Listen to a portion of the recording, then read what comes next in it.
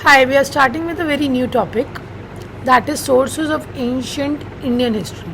Because we have to understand, जब भी हम बात करते हैं हिस्ट्री की, तो हिस्ट्री सबसे इम्पोर्टेंट क्या है, किस चीज़ पे टिकी है. हमने लास्ट टाइम पे प्री हिस्ट्री पढ़ा था, जिसके लिए हमारे पास सोर्सेज चाहिए. बट अगर आपको हिस्ट्री पढ़नी है, प्री हिस्ट्री पढ़नी है, प्रोटो हिस्ट्री पढ़नी है, जो भी हमने तीनों हिस्ट्रीज़ के फेजेस भी पढ़े थे, तो वो उन सब के लिए हमें क्या चाहिए, हमें चाहिए हिस्ट्री. हिस्ट्री के लिए क्या चाहिए, सोर्सेज चाहिए, क्योंकि आपको कोई ना कोई एविडेंस चाहिए जिसके ऊपर आप हिस्ट्री रिक्रिएट करोगे. This is something very important, you have to understand. अब ये हमने एनसीईआरटी कोर्स है, तो ये हम बात करते हैं हम कहाँ कहाँ से पढ़ेंगे. तो चैप्टर 6 में, चैप्टर 11 की ओल्ड में, चैप्टर 11 की फिर ओल्ड में हमें यहाँ पे इसके रिसेंशंस मिलते हैं. फिर चैप्टर 12 में भी हमें मिलता है, चैप्टर 2 में, एंड देन तमिलनाडु की बुक है न्यूयॉर्स, उसमें से भी मैंने ये सोर्सेज के टॉपिक कवर कर रही हूँ. सो जब भी हम बात करते हैं सोर्सेज की, तो सोर्सेज 3 टाइप्स के होते हैं. नो डाउट बेसिकली 2 टाइप्स के होते हैं. उसके बाद थर्ड ज़रूरी नहीं है, वो आपके लिटरेरी और आर्कियोलॉजिकली और मोर ऑफ लिटरेरी सोर्सेज में एग्जिस्ट करते हैं. जैसे कि नाम सजेस्ट कर रहा है, लिटरेरी क्या है, जो भी लिखा होगा, that is a literary sources. And whatever we have an archaeological, जो आपके होते हैं मटीरियल रिमेन. जो भी चीज़ें मटीरियल रिमेन है, that is you can touch, tangible जो भी चीज़ें होंगी, that is the material remains. This is something belong to the archaeological sources. So we have to understand it whenever we are talking about archaeological sources. So इसमें कौन कौन सी है, pottery, skeleton, not only this, architecture, okay, then monuments, then coins, everything belongs to this. So there is another term in this, that is we having an artifacts. Now you have to understand, and another term we have an ecofacts. Whenever we are talking about archaeological sources, we just talked about कि sources की तो बहुत important है, इसके बिना history exist नहीं कर सकती, क्योंकि जो आपके पास सोर्स है आप उसी के हिसाब से अपनी हिस्ट्री को रिकन्स्ट्रक्ट करोगे, राइट. बट दूसरी तरफ आप देखिए, आपने आर्कियोलॉजिकल सोर्सेज की बात करी, तो आर्कियोलॉजिकल सोर्सेज की मैंने आपको भी इतनी बड़ी लिस्ट बताई, बट हमने एक और वर्ड यहाँ पे यूज़ किया, दैट इज़ आर्टिफैक्ट्स. अब आर्टिफैक्ट्स कौन से ऑब्जेक्ट्स होते हैं, they are the objects that is human made. Please याद रखना, human made and can be move from one place to the another. जैसे कि टूल्स, कॉइन्स, ये सब क्या है, आर्टिफैक्ट्स. बट अगर कोई चीज़ मूव नहीं की जा सकती, may be A building, may be A symmetry, तो वो सब क्या है, वो सब आपकी आर्कियोलॉजिकल सोर्सेज हैं, पर वो आर्टिफैक्ट्स नहीं है. बट व्हाट अबाउट, मुझे कोई मॉन्यूमेंट मिलती है, कोई रिवर है, तो वो क्या एविडेंस नहीं है, वो भी एविडेंस है. वो क्या है, वो है आपका eco fact. Okay, that is eco fact. Environment से जो हमें मिल रहा है, that is eco fact. Then we have an artifact. So ये आर्कियोलॉजिकल के अंदर आपको 2 टर्म्स अभी पता होनी चाहिए. आगे जाके जब हम जीएस का कोर्स करेंगे तो हम इससे बेटर करेंगे. Then we have to understand another thing, literary sources. जो भी चीज़ें लिखी हुई हैं उनको लिटरेरी सोर्सेज कहते हैं. बट हमने पहले भी डिस्कस किया था, अगर आपने प्री हिस्ट्री का लेक्चर आपको अच्छे से याद होगा, कि लिटरेरी और आर्कियोलॉजिकल सोर्सेज की जब हम बात करते हैं तो इसमें एक कॉमनैलिटी है. कॉमनैलिटी क्या है कि लिटरेरी सोर्सेज में भी पत्थरों पे भी लिखा जाता है, उसे हम बोलते हैं एपिग्राफ. अब एपिग्राफ पे अगर ये पत्थरों पे लिख गया, स्टोन्स पे लिखा गया, that become an archaeological source. So yes, there are some sources which are archaeological and literary as well. The study of inscription is known as epigraphy. Okay, within this epigraphs, इसी epigraphs में हमें क्या देखने को मिलता है, प्रशस्ति भी एक टाइप के एपिग्राफ होते हैं. अब प्रशस्ति क्या होता है, बेसिकली दे आर इयोलॉजीज. किसी भी राजा के ऊपर बड़ी बड़ी तारीफ़ें करके लिख दी, उसके ऊपर बता दिया कि वो ऐसा है, वो है, वो ये कर सकता है. तो जब हम इन बातों की बात करते हैं, तो हम इस चीज़ों को रिफ्लेक्ट करते हैं कि कितना बड़ा चेंज आता जा रहा है. Okay, another thing you have to understand, हमने और क्या चीज़ समझनी है, आर्कियोलॉजिकल सोर्सेज, लिटरेरी सोर्सेज और फॉरेन अकाउंट्स. अब तीसरी चीज़ है फॉरेन अकाउंट्स. जैसे आपको पता है, आपने पहले भी पढ़ा, इब्न बतूता है, निकोलो कॉन्टी है, तो अलग अलग लोगों ने अलग अलग टाइम पे आके लिखा. अभी प्लीज़ रेफ़र करना, अभी इस लेक्चर में मैं एंशिएंट कवर कराऊंगी, फिर जब मैं मेडिवल स्टार्ट कराऊंगी एनसीईआरटी का, और जब मॉडर्न, तब भी मैं इनके सोर्सेज को थोड़ा थोड़ा टच कराऊंगी। बट सबसे इम्पॉर्टेंट ये एंशियंट में क्यों और आर्कियोलॉजिकल सोर्सेज जो है वो हमें सबसे ज़्यादा एंशियंट में देखने को मिलते हैं। वाई? बिकॉज एंशियंट के जितने भी हम सोर्सेज देखते हैं वहाँ पे हमें एज सच रिटन सोर्सेज कम मिलते हैं, तो we have to more rely on the archaeological sources. So please समझना, जब भी हम सोर्सेज की बात करेंगे तब 3 टाइप के हैं, literary sources, archaeological sources and foreign accounts. अब लिटरेरी सोर्सेज भी 2 टाइप के हैं, सॉरी 3 टाइप्स के हैं। We have a Brahmanical sources, we have a Buddhist sources and we have a Jain sources. Now Brahmanical we have a Shruti and Smriti. Now let's talk about these 2 first before me proceeding to this. ठीक है, तो I hope तुम्हें समझ में आ गया होगा अभी हम किस चीज़ की तरफ चल रहे हैं। अब अगर आप ये देखो तो one is Shruti, one is Smriti. श्रुति क्या होता है? श्रुति जो आपने बोल के सुना, और स्मृति जो आपके पास रिटन डॉक्यूमेंटेड, मतलब जो ओरली एक जगह से दूसरी जगह पास हो रहा है, दैट इज श्रुति ट्रेडिशन। अब श्रुति में क्या है? जो आपके ऋग्वेद है, ऋग्वेद की 10 बुक्स हैं, 10 बुक्स हैं जिसको हम बोलते हैं मंडला। मंडल है, 10 मंडल है, 10 किताबें हैं। जो 1 to 9th है वो आपके श्रुति ट्रेडिशन से करते हैं, और 10th मंडला आपका स्मृति ट्रेडिशन से करता है। ठीक है, one thing is this, even family books है, सिर्फ 2, 3, 7 आप देखेंगे, वो हम बाद में आपको बताऊंगी, वो बाद में इस पर रिपीट करती है। सो सिर्फ श्रुति में क्या है? सिर्फ ऋग्वेद को हम श्रुति में कहते हैं। This is also known as early Vedic period. अब एक बार दोबारा इस चीज़ को समझना, जब भी हम हिस्ट्री की बात करते हैं तो उसकी शुरुआत कैसे है उसको समझ लीजिए। पहले आपने पढ़ा था प्री हिस्ट्री, प्री हिस्ट्री के बाद आप पढ़ेंगे IVC। इंडस वैली सिविलाइजेशन का एंड हम यूजुअली देखते हैं 1200 BCE तक, लास्ट फेज भी ख़त्म हो जाता है। देन 1200 BCE से 600 BCE तक हम बोलते हैं this is early Vedic era और early Vedic period, and this is something corroborated with the Rigveda. ठीक है, अब 600 से 300 हम बोलते हैं लेटर वैदिक पीरियड, और फिर आपका आ जाता है after 300 we have an Ashokan time period, और बुद्धिज्म और कॉस्मोपॉलिटन कल्चर जब अलग अलग आने लगे। तो अब ये प्लीज समझना, BC वर्ड आए, BP आए तो तुम्हें before present, before common era, और BC बिफोर क्राइस्ट। सो ये सब कुछ एक ही टर्म्स है, हमने पढ़ा था ऑलरेडी पहले कि ये सारी नेगेटिव टर्म्स में चलते हैं और ये पॉजिटिव में, तो ये आपको हम ऑलरेडी एक्सप्लेन में कर चुकी हूँ। सो this is something very importantly terminologies हो रही थी। अब हम बात कर रहे थे अर्ली वैदिक पीरियड में, दैट इज आपका ऋग्वेद। बट ऋग्वेद के साथ साथ आपका लेटर वैदिक पीरियड में आपका क्या क्या आता है? ऋग्वेद के बाद हम देखते हैं सामवेद, यजुर्वेद, अथर्ववेद, इन सब की बुक्स है। और आगे जैसे कि आप देखेंगे अरण्यक्स, उपनिषद्स, ब्राह्मणास, ये इन तीनों की सबकी फॉरेस्ट बुक्स होती थी। उपनिषद्स होते थे, ब्राह्मणास होते थे। इसको मैं आपको लेटर ऑन जब हम GS करेंगे मोर इंपॉर्टेंटली मैं तब ज़्यादा एक्सप्लेन करूँगी इसको, अभी मैं करूँगी but not more than that, just stay in the lecture. तो ये इसके साथ साथ फर्दर लेटर वैदिक पीरियड में बुक्स डिवाइडेड होने लगी। अब ये बुक्स जब डिवाइडेड होने लगी तो अर्ली वैदिक पीरियड में आप देखेंगे सिर्फ ऋग्वेद होता है, जहाँ पे आप देखते हैं सोसाइटी की बिगनिंग। और मैंने लास्ट टाइम बताया था एक टाइप की सोसाइटी होती है बैंड सोसाइटी, 100 लोगों का ग्रुप, तो हम इसकी शुरुआत यहाँ से देखने को मिलती है। यहीं भी आपको देखने को मिलेगा गोत्र सिस्टम भी शुरू हो रहा है। और तो और ये अर्ली वैदिक पीरियड में ही, अभी हम अर्ली वैदिक पीरियड बहुत डिटेल में अच्छे से भी पढ़ेंगे NCERT कोर्स में भी, जिसमें आप देखेंगे सभा, समिति और विधाता जैसे कंसेप्ट आ रहे थे। मतलब गवर्नमेंट थी, स्ट्रक्चर्स, पॉलिटिकल ऑर्गेनाइजेशन एग्जिस्ट करने लग गई थी इस टाइम पीरियड तक। This is a very important and rapid change इस टाइम पीरियड पे जो हो रहा था। सो अभी आपने देखा कि हमने अभी जस्ट बात करी सोर्सेज की। जब सोर्सेज की बात करते हो, सोर्सेज में आपको समझना है कि एंशिएंट, मेडिवल, मॉडर्न हमने बात करी, और आप बात कर रहे थे साथ साथ कि सोर्सेज के साथ साथ आपने देखा कि अर्ली ब्राह्मणिकल और लेटर ब्राह्मणिकल, ऐसे ही बुद्धिस्ट और जैन के भी।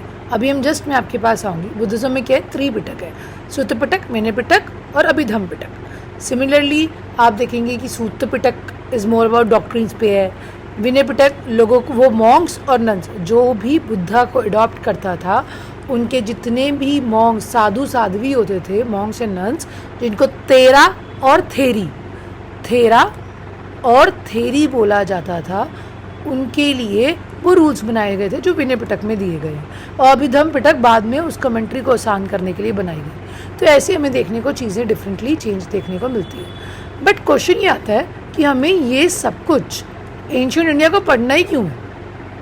सबसे बड़ी बात, ये हिस्ट्री पढ़नी ही क्यों है? प्रॉब्लम क्या है? सो बेसिकली हम ये बताते हैं कि क्यों, how, when and where people develop their early cultures. तो हमें सबसे पहली बात तो जोग्राफिकल एट्रीब्यूशन के बारे में पता चलता है और उसका प्रोसेस पता चलता है कि क्यों क्यों कैसे कैसे यहाँ पे क्या डेवलपमेंट हो रही थी। जैसे जैसे डेवलपमेंट हो रही थी तो आज का कल्चर भी वही चीज़ें समहाउ रिफ्लेक्ट करता है। फिर then we will be able to understand कि उनका लाइवलीहुड क्या था, वो नेचुरल रिसोर्सेज कहाँ से एग्जॉशन था। तो इवन आपकी साइंटिफिक डेवलपमेंट भी इन्हीं चीज़ों पे बहुत बड़ी एग्जिस्ट करती है। सो सोर्सेज जो है वो बहुत इंपॉर्टेंट है, जो हमें हिस्टोरिकल सोर्सेज के ऊपर इंफॉर्मेशन प्रोवाइड करते हैं। अब जैसे कि मैंने आपको बताया था कि ये दो टाइप के सोर्सेज होते हैं, लिटरेरी सोर्सेज और आर्कियोलॉजिकल सोर्सेज। आर्कियोलॉजिकल सोर्सेज अभी हमने बात करी, पॉटरी, इंस्क्रिप्शंस, कॉइन्स, इन सब को बोलते हैं। जो आर्कियोलॉजिस्ट को पढ़ता है, सोर्सेज को पढ़ता है, उसको हम बोलते हैं आर्कियोलॉजिस्ट। ठीक है। लिटरेरी सोर्सेज भी दो टाइप के होते हैं, वो भी हमने बताए थे। मैंने तीनों आपको बताए जब अभी तो रिलीजन के बताए थे, दैट इज ब्राह्मणिकल, बुद्धिस्ट और जैन।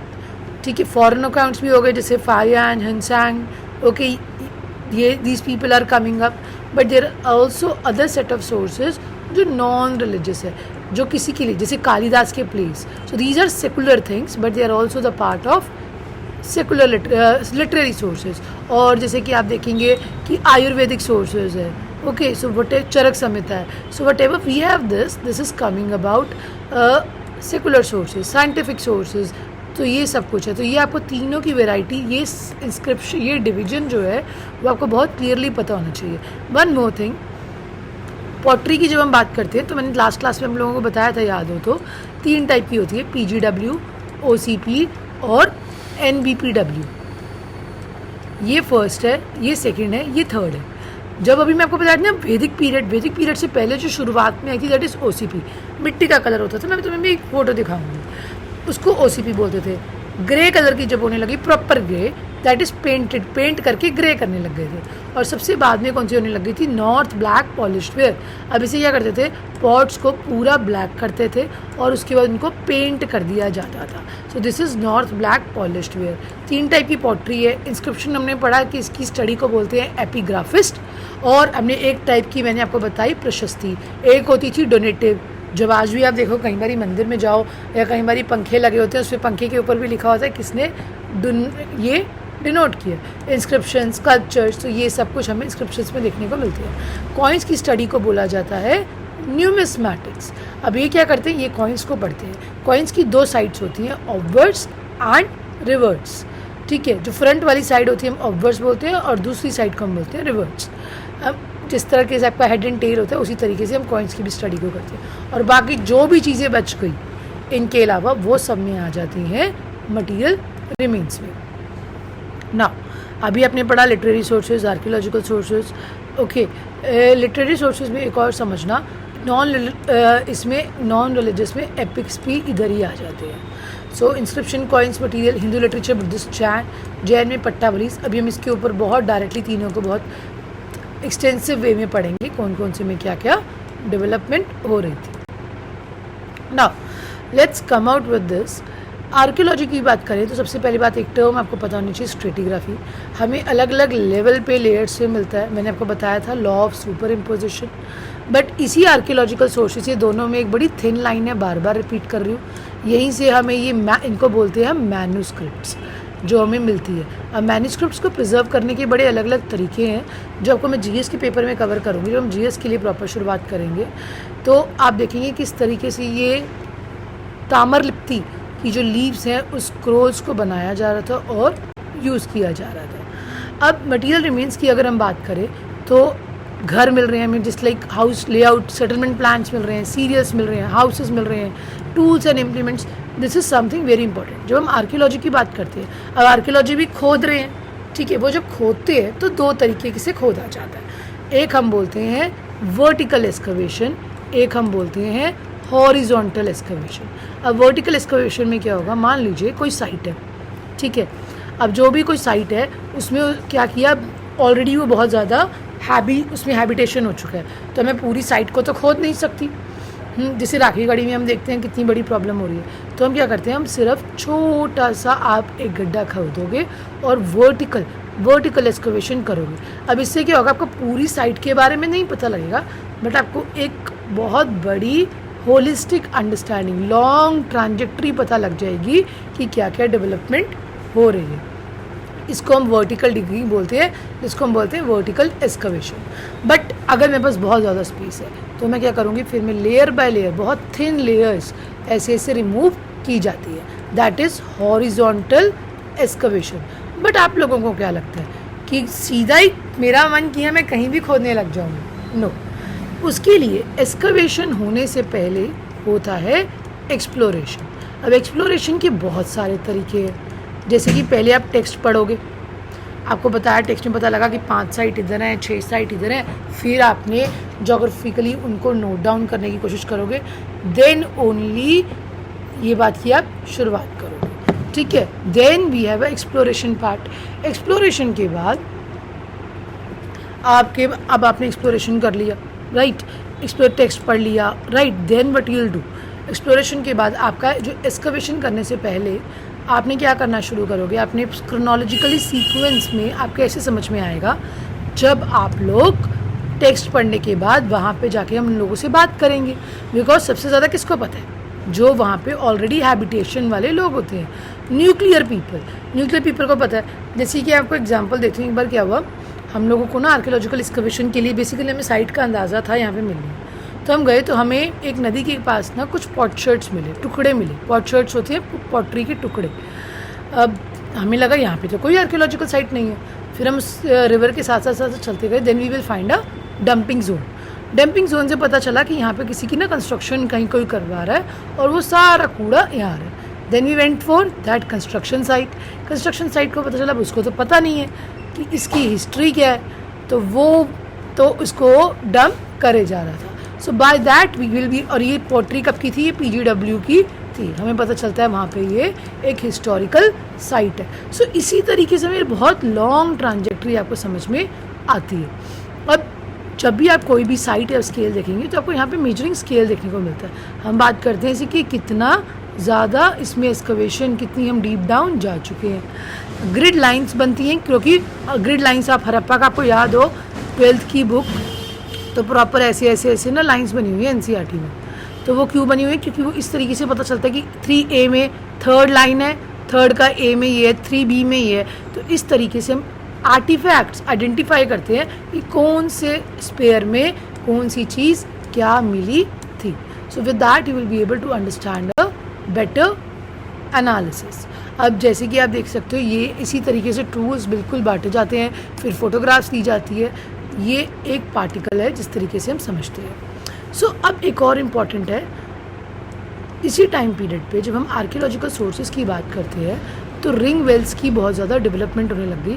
रिंग वेल्स क्या होते थे कि बड़े बड़े कुएँ होते थे, और उन कुओं के अंदर हमें गार्बेज और ड्रेन पॉइंट्स मिलते हैं हर एक घर के पास।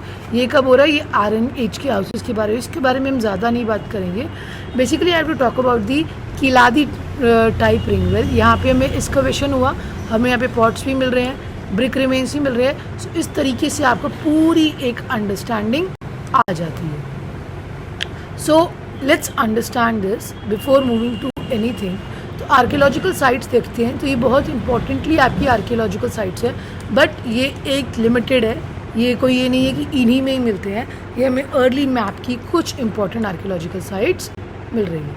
अब इम्पॉर्टेंटली मैंने आर्कियोलॉजी में मुझे कोई ऑब्जेक्ट मिला, अब मैं उसको डेट कैसे करूँगी, मुझे क्या पता वो कितने हज़ारों साल पुराना है। तो उसके लिए आपकी मेथड यूज़ होता है कार्बन डेटिंग मेथड। सबसे इम्पॉर्टेंटली हम जो ये ना 1949 में विलियम लिबी ने इसके बारे में बताया था, ये एक्चुअली मैं आपको बता सकता है जितने भी ऑर्गेनिक मटेरियल है, जैसे वुड, बोन, इनके बारे में बताते हैं। आई टेल यू कि किस तरीके से इसको समझा जाएगा। तो ये बताएगा कि किस तरीके से एग्रीकल्चर या क्या क्या चेंजेस हो रहे थे, वो हम इसके बारे में बता सकते हैं। ओके, इससे आपको बेटर समझ में आ पाएगा इस मैप से। देखिए, हम सबकी बॉडी में C14 है। अब C14 है तो एक हमारे पास होता है C12 जो हमारी बॉडी में कांस्टेंट रहता है, एक हमारी बॉडी में होता है C14 जो हमारी डेथ तक कांस्टेंट रहता है, उसके बाद ये गिरना शुरू हो जाता है। अब आप देख सकते हो बाय द टाइम जैसे ही आप लोग मर गए तो by the time it began to reduce. ये बोन्स में भी होता है, ये वुड में भी होता है, राइट। अब जब हम कह रहे हैं कि कॉस्मिक रेज जो ये आपकी आती है कॉस्मिक रेज, ये N14 को C14 में कन्वर्ट करते हैं और तभी हम अलाइव रहते हैं। But by the time it began to reduce, तो जितना रह जाएगा, अब इसमें और इसमें C14 कम होगा ऑब्वियसली, तो जितना कम C14 होगा आप उसे पता लगा पाओगे कि कितनी पुरानी उसकी एज रही होगी। There are some more methods. First is biostratigraphy. इसमें बेसिकली क्या होता है, अभी हमने पढ़ा था ना स्केलेटन की जो पॉपुलेशन है वो हम बता सकते हैं कि रॉक लेयर्स के अंदर कितनी स्केलेटन की उनकी एज रही होगी, ठीक है। देन स्ट्रेटिग्राफी आपने अभी पढ़ा था, हमने लेयर्स ऑफ सॉइल को बोलते हैं। एक होती है फ्लोरीन डेटिंग। इसमें बेसिकली बोन्स की, टीथ की, स्केलेटन्स की, फॉसिल्स की हम बता सकते हैं वो कितने पुराने हैं। C14 अभी मैंने बताया। फिर इसको बोलते हैं electro spin resonance dating. Electron spin resonance dating basically ये भी सारे ऑर्गेनिक मटेरियल की होती है, बट इसका 2 लाख ईयर्स के ज़्यादा नहीं होता। देन आर्गन, बेसिकली ये पत्थरों को बता पाता है और आर्गन पोटेशियम से हम लोग पॉटरी को भी डेट कर सकते हैं। पॉटरी के लिए एक और मेथड होता है थर्मोल्यूमिनेसेंस डेटिंग मेथड। एक और होता है जिसे हम बोलते हैं ट्री रिंग डेटिंग मेथड। अब ट्री रिंग डेटिंग मेथड में क्या होता है, जैसे कोई भी एक पेड़ है, पेड़ में क्या होता है, अगर आप देखेंगे एक तने में वो बाय द टाइम ऐसे लेयर्स बना लेता है, तो जितनी उसके जैसा एक साल इंक्रीज होता है वो एक सर्कल बढ़ा लेता है। तो इसको काउंट करके हम ट्री की भी डेट कर सकते हैं। फिर हमने क्या करना शुरू किया, जैसे मैंने बोला रेड रेड ब्लैक वेयर जो है वो एसोसिएट किया जाता है इंडस वैली से, और PGW वैदिक एज से, और ऑक कलर पॉटरी इज प्री वैदिक और चाल्कोलिथिक फेज से की जाती है। तो इसी तरीके से अब जहाँ भी हमें ये पॉटरी मिल रही है हम आइडेंटिफाई कर पाएंगे कि कौन सी आर्कियोलॉजिकल मेथड और कौन सी चीज़ें कब की होती जा रही थी। फिर बात करते हैं, अभी मैंने आपको बताया न्यूमिस्मैटिक्स की। न्यूमिस्मैटिक्स के हमें बहुत सारे मोल्ड क्ले मिलते हैं। अब न्यूमिस्मैटिक्स को एक्चुअली में पहले के लोग वे किस पे करते थे, रत्ती।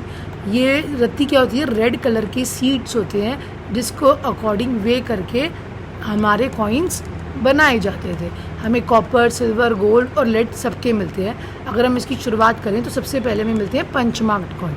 फिर बाय द टाइम कभी भी इन पंचमार्क्ड कॉइन पे सिर्फ क्या होता था, नेचुरल सिंबल्स होते थे। कभी भी कोई किंग का सिंबल हमें देखने को नहीं मिलता। ये बेसिकली कॉपर के ही होते थे। सिल्वर, गोल्ड बाद में आया। लेड बेसिकली कंटेम्प्रेरीज यूज़ कर रहे थे अशोका के, दैट इज़ सतवानास।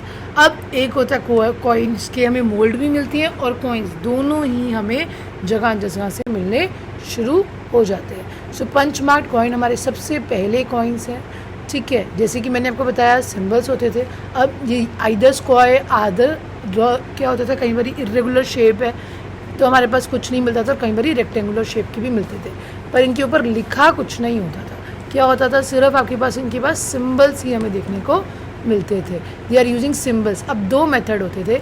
एक तो होता था कि आप इनको स्ट्राइक करेंगे, आप जैसे कॉइन है उसके ऊपर आपने खोद के बना लिया कॉइन के ऊपर इमेज, और दूसरा क्या है, आप इस पर स्टैम्प लगाएंगे।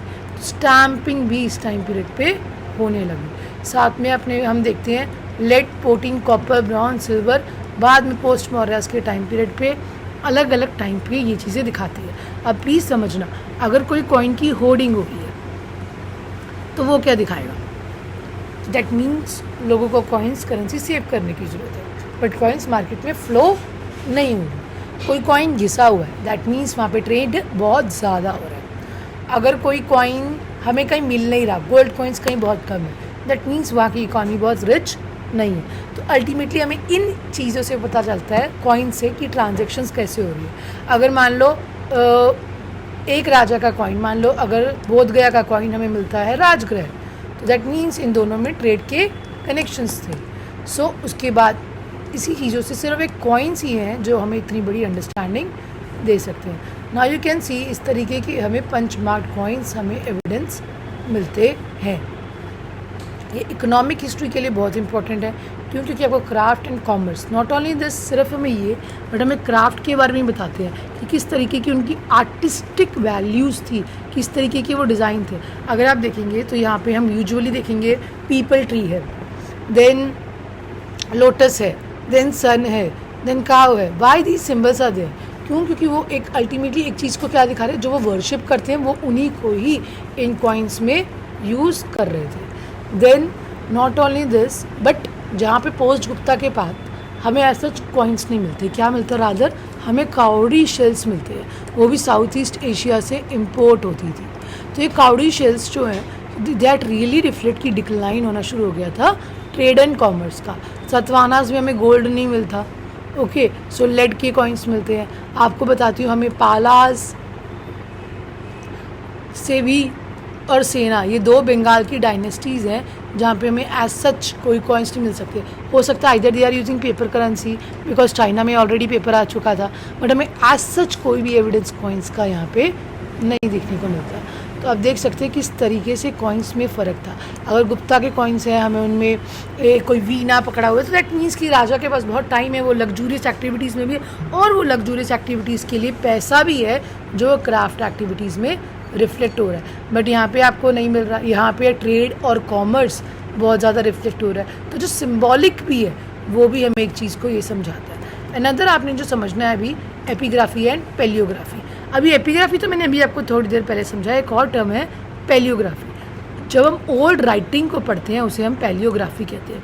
जैसे कि आप देखेंगे ब्राह्मी क्या स्क्रिप्ट है, और पाली और प्राकृत जो है वो एंशिएंट लैंग्वेजेस होती थी। मतलब आपको समझना, पाली, प्राकृत और संस्कृत ये 3 लैंग्वेजेस हैं, बट शुरुआत में हम जो अभी लिखते हैं वो देवनागरी में लिखते हैं, तब उसमें नहीं लिखते थे संस्कृत, तब हम लिखते थे ब्राह्मी स्क्रिप्ट में।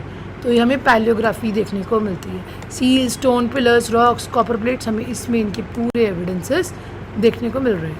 अब सबसे बड़ी बात, हिस्ट्री की शुरुआत कब से हुई? जब से हमें ये एविडेंस देखने को मिलता है। तो हड़प्पा का था, पर हम हड़प्पा पढ़ ही नहीं पा रहे हैं। सो हमें सबसे इम्पॉर्टेंटली अशोका के 3rd सेंचुरी BC से देखने को मिलती है, और तभी से हम हिस्टोरिक पीरियड की शुरुआत मानते हैं। अशोकन की एपिग्राफ्स ने ये 1837 में जेम्स प्रिंसिप ने, एक सिविल सर्वेंट थे जिन्होंने ईस्ट इंडिया कंपनी के इंस्क्रिप्शन को डिसाइफर किया।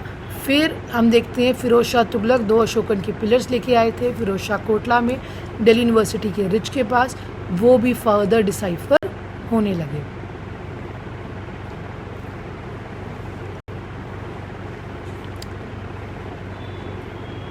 अब आप इसको समझिएगा, कौन कौन सी languages by the time inscriptions में यूज़ हो रही है। 3rd सेंचुरी BC तक हमें जो मिल रहा है that is Pali and Prakrit, but 2nd century 9th-10th century तक होते होते Sanskrit become the important language. Even जो संस्कृत नहीं बोलते थे वो ये this become the language of devas. और हम देखते हैं by the time Sanskritization happened. इसका मतलब क्या था कि जो संस्कृत बोल रहा है एपिग्राफ्स भी उसी में लिखवाए जाने लगे।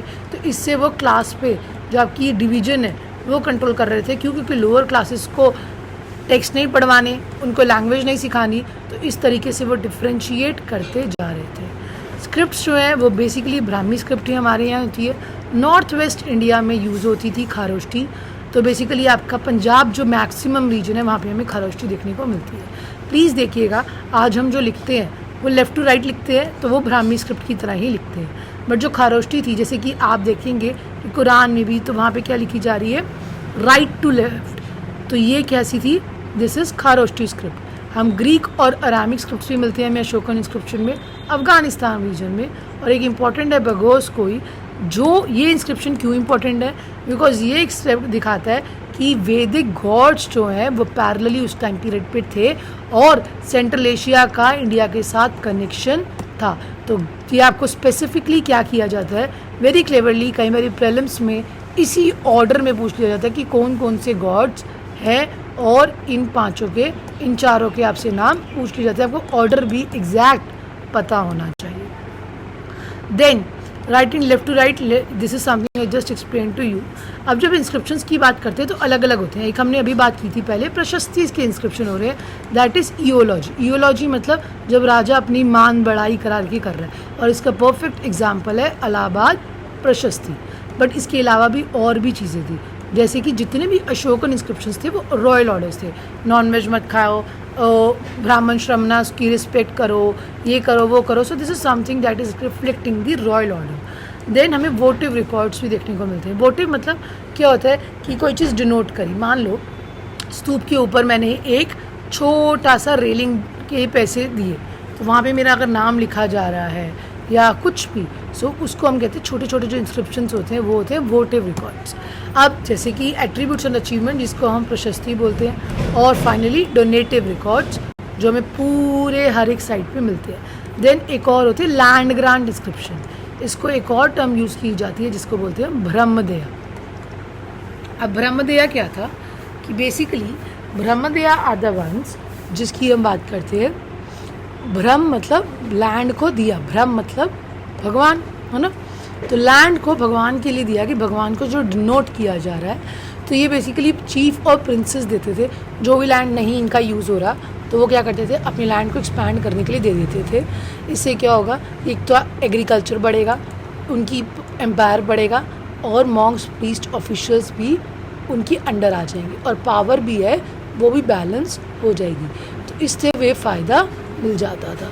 और यूजुअली जितने भी ये कॉपर ग्रांट्स होते थे, ये किस पे किए जाते थे, कॉपर पे वाले ग्रांट्स पे किए जाते थे। पहले पेपर पे देखने को मिलते हैं, but by the time paper क्या है, पेपर की एक टाइम लिमिट है, वो तो हमेशा एग्जिस्ट कर नहीं पाएगा।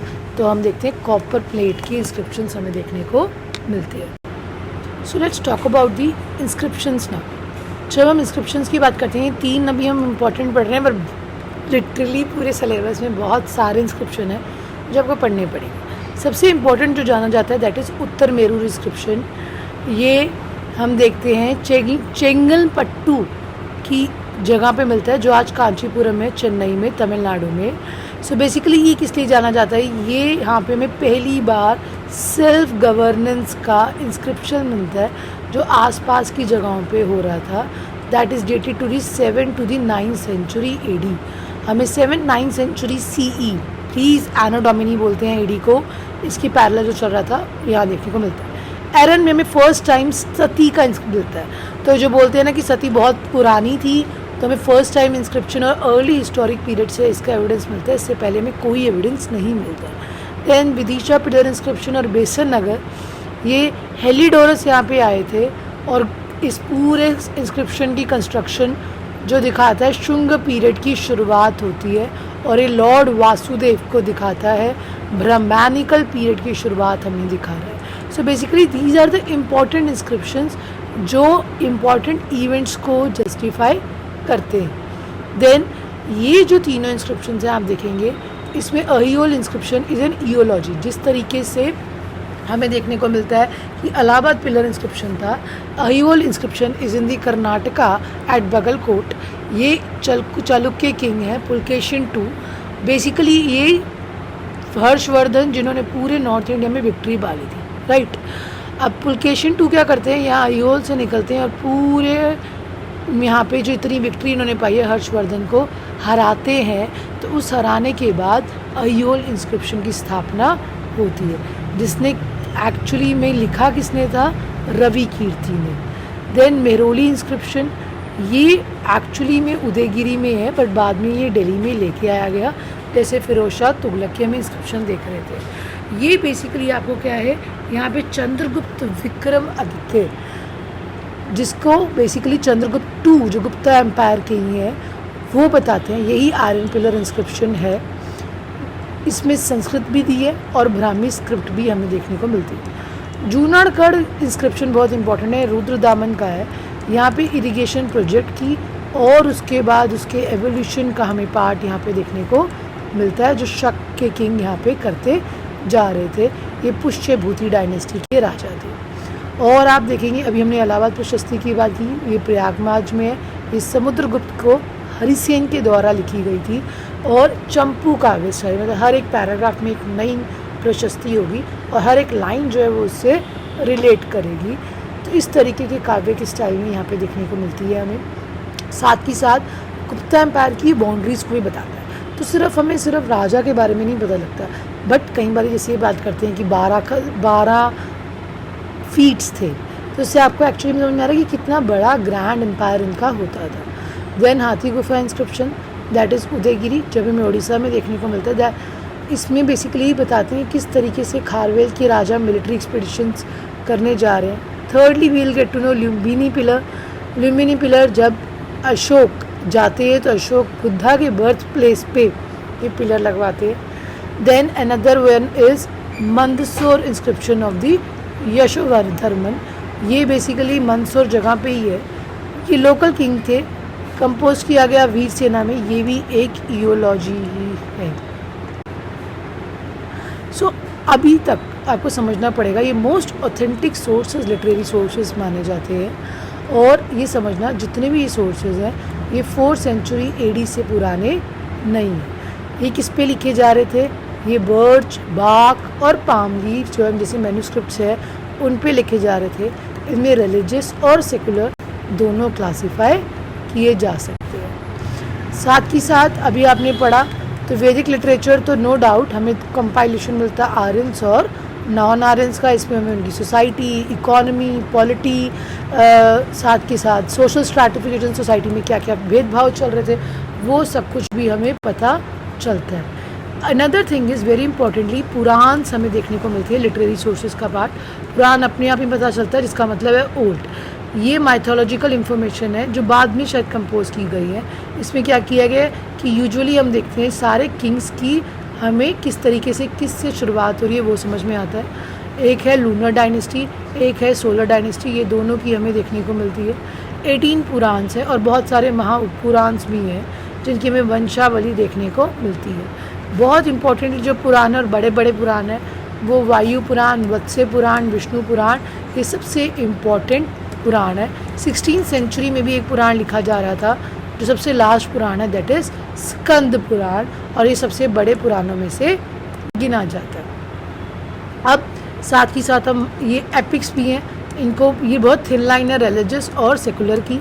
Epics basically no doubt Mahabharata की अगर हम बात करें तो वो 10th सेंचुरी BC से 4th सेंचुरी AD तक है, और अगर रामायण है दोनों ही 400 BC, अगर महाभारत है तो 400 BC to 400 AD, Ramayana is 500 BC to 500 300 और 400 AD। इसके हिसाब से महाभारत की सबसे पहले बात करें तो धीरे धीरे ग्रो हुई है। एकदम से जितनी बड़ी आप किताब देख रहे हो, इतने सारे खंड ब्रह्मांड, इतनी सारी किताबें नहीं बन गई। पहले ये थी सिर्फ जया संहिता जिसके 8800 वर्सेस थे, जिसको हमने क्या बोल रहे हैं जय संहिता, मतलब विक्ट्री, कि हमने जिस चीज़ के ऊपर ताकत पा ली। बाद में 8000 से ही 24000 कर दिए गए। फाइनल कंपाइलेशन होते होते हम देखते हैं 1 लाख वर्सेस होते गए जब इसको महाभारत और बोल दिया गया सप्तऋषि संहिता। ये अलग अलग हम देखते हैं, आगे भी पढ़ेंगे कि किस किस तरीके से अलग अलग जगहों पे आपको देखने को मिलेगी, बट इस तरीके से ये बहुत बड़ा टेक्स्ट बन गया। रामायण 12000 का वर्ष था, फिर 24000 का, बट ये महाभारत जितना बड़ा कभी भी नहीं हो पाया। फाइनली जैन और बुद्धिस्ट टेक्स्ट की बात करें तो ये जितनी भी हैं, अगर हम बुद्धिस्ट टेक्स्ट की बात करें वो पाली में लिखे गए हैं, और जैन टेक्स्ट की बात करें तो वो प्राकृत में लिखे गए हैं। दोनों की जो स्क्रिप्ट थी वो ब्राह्मी ही थी। ब्राह्मी भी डिफरेंट होगी, जैसे गुप्ता ब्राह्मी, शोका ब्राह्मी, कुटिला ब्राह्मी, तो ऐसे अलग अलग टाइप की हमें ब्राह्मी का भी एवोल्यूशन देखने को मिलता है। उसके बाद बुद्धा के और भी टेक्स्ट थे, जैसे हमें ये इम्पॉर्टेंटली देखने को मिलती है 549 स्टोरीज़ है। Basically this is the 5th to 6th century BC, 2nd century BC में बेसिकली क्या बताते हैं कि बुद्धा के जितने भी प्रीवियस बर्थ है उनको डिपिक्ट करते हैं। अगर आप बारूद स्तूप को देखेंगे तो वहाँ पे मेडालियंस बने हैं, मतलब ऐसे सर्कुलर बने हैं, जिसमें ये बहुत सारे जातक्स को डिपिक्ट किया गया है कि क्या क्या स्टोरी लाइन है, क्या क्या चीज़ें, सो दैट लोगों को याद रहे, वो वेनरेट पूजा कर पाए यहाँ पे आके। सो बेसिकली इट रिफ्लेक्ट्स कि इनकी इकोनॉमिक कंडीशन क्या क्या इस टाइम पीरियड पे हो रही थी। जैन टेक्स्ट में हमें देखने को मिलती है पट्टावलीज, थेरावलीज, ग्रंथावलीज। देन आपको देखने को मिलेगा that we have a lot of text of the Jain text as well. They all on Prakrit. यहाँ पे इनकी जैसे 4 बुद्धिस्ट काउंसिल हुई थी, इनकी 2 ही बुद्ध जैन काउंसिल हुई है, और लास्ट वल्लभी 6th सेंचुरी एडी में फाइनल इनका कंपाइलेशन होता है। नो डाउट ये भी दोनों ही कंटेम्प्रेरीज हैं, तो यूपी और बिहार को दोनों में ये रिफ्लेक्ट करते हैं। Then apart from that we have a Dharmashastras and Smritis, जो आपकी बायोग्राफीज, प्लेज, ड्रामास, किंग के बारे में ये चीज़ें बताते हैं, अभी हम इनकी डिटेल के बारे में कवर करेंगे। देन कौटिल्य का अर्थशास्त्र, ये एक इम्पॉर्टेंट धर्मशास्त्र है। देखो धर्मशास्त्रास, धर्मसूत्रास ये 2 होते थे।